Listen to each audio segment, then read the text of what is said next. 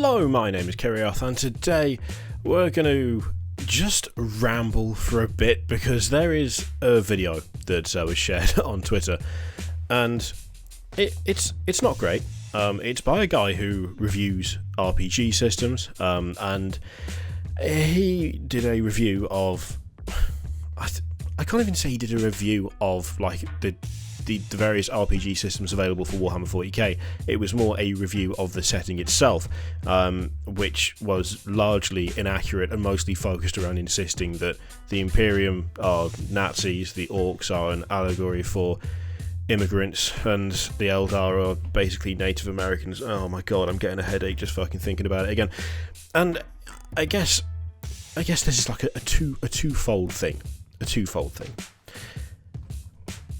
The first thing is this ridiculous and bizarre misconception that a lot of, I guess, outsiders to the lore and community have, where they seem to think that those of us who enjoy this universe, who play the various 40k games, whether we're talking tabletop or video, believe that the Imperium is the good guys, that the Imperium are the ideal, that the Imperium is what we should aim for, that the ideal country would be like the Imperium of Man, and that the ideals of the Imperium of Man are things to be upheld and encouraged, and the essentially outright insane xenophobia of the Imperium is the right way to go about things.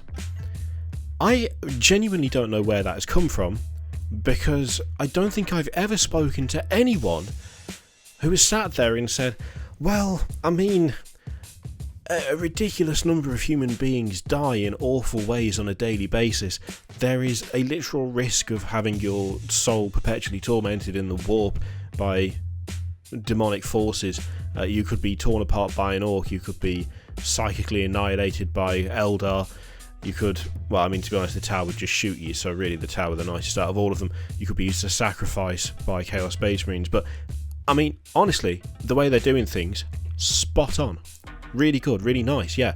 The crushing level of bureaucracy, the essentially police state side of things, the fact that actually, despite the fact that all of that is going on, it's incredibly ineffective, because if it was actually effective, the way the Imperium ran things, it wouldn't be a crumbling and slowly collapsing in on itself edifice made up of just, frankly, idiots, let's be honest.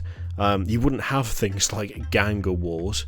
Necromunda wouldn't exist, because if the methods that the Imperium used were actually effective, there would be no such thing as gangs or Gangas. But apart from all that, apart from all the obvious flaws and the fact that the Imperium has been built and constructed to be an incredibly flawed system that is as detrimental to humanity as it is helpful, yeah, I think that's the way to go. I've never met that person. I've not once spoken to that person who seems to think that that is the way things should be done, that the Imperium is the golden standard for governmental form. I mean, maybe I just haven't spoken to the right type of genuinely insane person. But it's not exactly been a common theme that I've stumbled across. The Imperium are not the good guys. I don't know where this kind of attitude has come from, especially from those who don't know much about the lore, where they see the humans and go, well, Space Marines are described as being heroes, therefore the people who play Space Marines, the people who play Imperium forces, must believe that the Imperium are in fact the dudes who have got it right. That's not the point of the setting at all. I don't know where that impression has come from.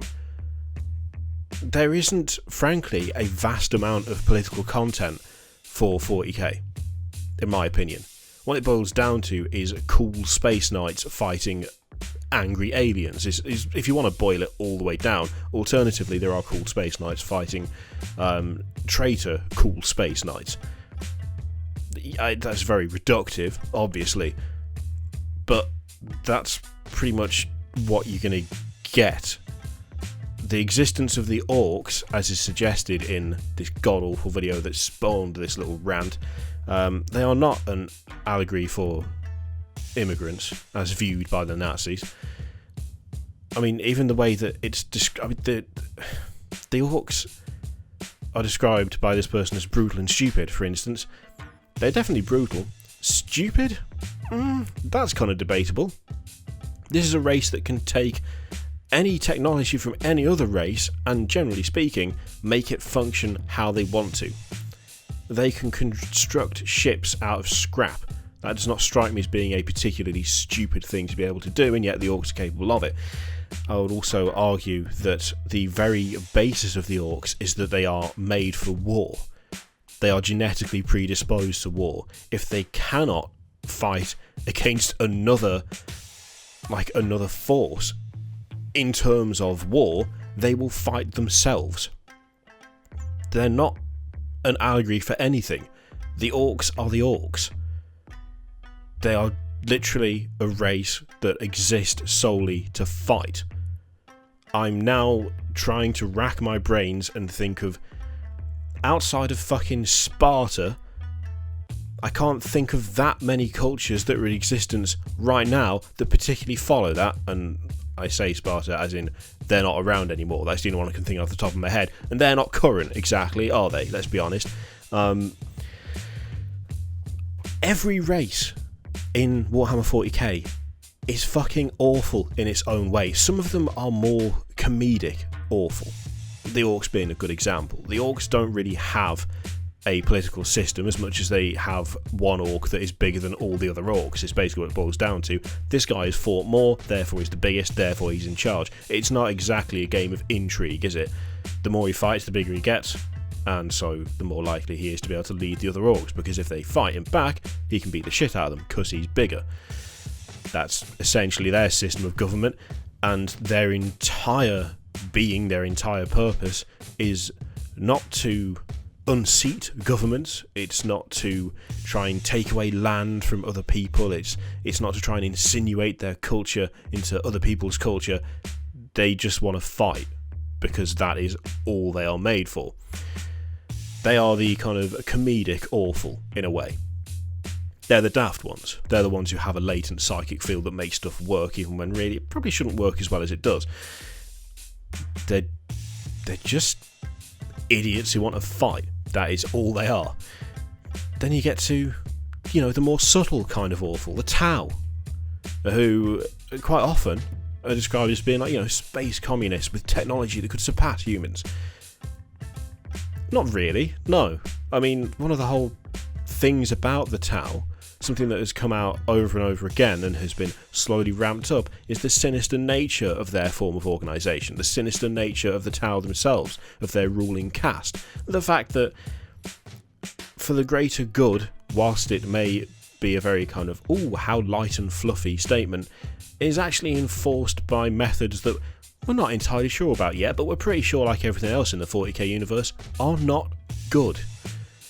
There are elements of control about the Tau that make them just as sinister as any other race in the Warhammer 40,000 universe, just in a slightly more subtle way. That's one of the things that has actually made them more interesting for me. I used to think I quite liked the kind of innocent young race in the 40k universe kind of flavour that they had, but actually, the way they've turned out, I'm actually finding more interesting. Then we've got things like the Eldar. I mean, out of the Orks, by the way, the Orks are not particularly xenophobic. They will just kill anything. They don't particularly care about what they're killing. They don't have any sort of hatred for what they're killing. They just want to kill shit. So they're quite straightforward. They're quite nice in a way. An Ork will not kill an Eldar over a human because they hate Eldar more. They will kill both of them because that's the point. The Tau are prepared to work with pretty much everybody. They're very inclusive, they're very accepting in a way. Although it does very much seem like the more you do what they say, the more accepting they will be of you. Hence that nice little sinister undertone that the Tau have. The Eldar. That is yet another race of absolutely xenophobic monsters. They cause their own downfall, and yet they still believe themselves to be vastly superior to other races. They essentially think that human beings are scum. Which, given the way human beings have behaved in the 40k universe, they're not entirely wrong. But the Eldar are not the kind of standout example of a paragon race. Those who have been unfairly treated, or, as this particular video makes out to be, a metaphor for Native Americans. because Native Americans caused the downfall of their own planet, spanning empire through excess and the birth of a new god. I'm sorry, what the fuck are you talking about? What? So yeah, the Eldar, there are multiple examples, unfortunately, of people going, oh, well, they're the example of a race that have been, displaced by humanity. No, they did that themselves. They pretty handily did that themselves. They were in a really nice, strong position as basically top of the food chain, and then they fucked it. Well, no, to be more accurate, they fucked each other, and Slaanesh was born. Not really anything to do with humanity. In fact, humanity basically just came in and cleared up after them, because they were already gone. Yes, they were preparing worlds for seeding so that they could rebuild their empire, but it kind of took too long with that, and so humanity came on the rise, and the rest of it is now Eldar, few in numbers, drifting around the place, still believing themselves to be superior, and still thinking that actually they were the ones doing it right, even though they colossally fucked up. The examples are so varied, and so just not difficult to grasp, and this is the thing that gets me. I've just remembered something else, hang on. The idea of the gods of chaos being an example of kind of alternative thinking that is disallowed by the Imperium, and that the followers of the gods of chaos are called demons in an attempt to demonise and alienate. The chaos gods, their followers are not called demons. Their demons are called demons because that's what they are. They are actual demons. It's not a metaphor. It's not a thing of we call them that so that people will be less scared to kill them. We are trying to remove the human element. The demons don't have a human element because they are actual demons. That's it. They're not people. The people who follow chaos are still people. They're still humans. Chaos Space Marines are called Chaos Space Marines. Or they're called Heretic Astartes. They're not called Heretic Demons because they're not demons. They're Space Marines. Traitor Guard are not called Traitor Demons, they're called Traitor Guard because they're humans, not demons. It's really not difficult to grasp, so I have no idea where that particular metaphor came from. There is no good side in Warhammer 40k. That is the point of the setting. There are no good guys. Yes, there are individuals who can perform noble actions. There are Space Marine chapters who will go out of their way to save civilians. There are people who attempt to do the right thing. But they don't just belong to the Imperium, they belong to every race. They don't just belong to the Space Marines. You've got people like Commander Farsight. You've got various Eldar who attempt to bridge the gap, who attempt to fix things that they've done wrong. You have multiple examples of people in the Imperium who try their hardest to actually behave in the best interest of those around them. But the whole point is that it doesn't really matter. That is the point of the 40k universe. There is no good overall guy. As often happens in stories or indeed real life, there can be good people on multiple sides. In the case of 40k, there are good people who work for the Imperium. There are good people who work for the Tau. There are good people who work for the Eldar. I mean, even the Necrons, every now and again, you get just a little bit something. The World Engine's a good example of this. There's a strong Necron force that assists the Space Marines.